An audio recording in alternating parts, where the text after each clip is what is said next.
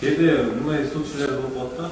Бир неркеге, бир нерсеге Алла ыраазычылыгы үчүн деген ниетте акча чогултуш керек болот да. Ошол убакта бир томонда көп түшүнбөйт, анан аратырбай келебиз. Намыс үчүн дегенде, намыс үчүн чогултуш керек. Намыс керек, өзгө намус. Алланын ыраазычылыгы дегенге намыс үчүн болуш керек да. Кыргыз деген намыс болуш керек дейт да. Кыргыздар чогултуп. Жок, эми ал деген кылыш керек туура. Мисалы үчүн өзбектер өзбек үчүн, кыргыздар кыргыз үчүн деген нерсени шарият четке какпайт урматтуу бир тууган. Бирок ушул нерсе улут болуп бөлүнүп кеткенден сакташ керек, ага жетпеш керек. Жок, ниет намыс үчүн болот, Алла ыраазычылыгы Мен сизге жооп берсем устап бересизби?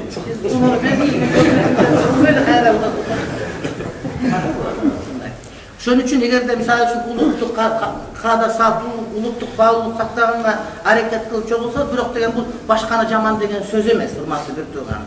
Бирок андан мурда дин турат да. Мисалы улуттук баалуулук биздин топубуз, мен кийип жүрөм.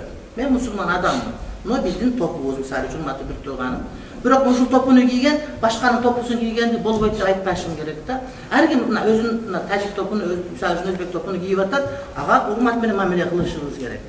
Эми бул топу кыргыздар үчүн эле. 6 миллион кыргыздын ошон үчүн эле топу. Бул ошо канча миллион тажик үчүн топу. Ла илаха иллаллах калима канча үчүн? Бул 2 миллиард мусулман үчүн болуп атат да. Көрдүңүзбү?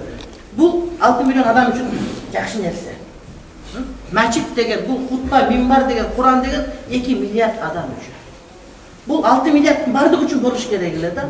Демек, кайсынысы баалуураак деген сөз чыгат. Бишкекте биздин теңирчилерибиз бар, аларга сөз айтсаң эле, ой ондай мындай дүйнөнүн баарын эле кыргыз кылып айттым. Кыргыздын кыргыздардан эң көп болсоң, Москвадагы анан биякта 15 миң, 10 миң чогултканда 6 миллион болосуң. Ошо биз үчүн болот маселе. Андан да чоңураак баалуулук деген бар, бул мусулманчылык деген бар. Биз улутту жокко чыгарбайбыз. Дайыма калпак кийебиз, дайыма тебете кийебиз, топу кийебиз. Бирок биз деген сөз динибиз жокко чыгарбайбыз да. Yani Kırgız болот dese бул мусулман болбойт деген сөз эмес, урматтуу бир тууган. Намус үчүн аракет кылыш керек. Бирок ошол эле учурда Алла, демек ал адамдарга көбүрөөк даават кылыш керек деген сөз да. Ошол эле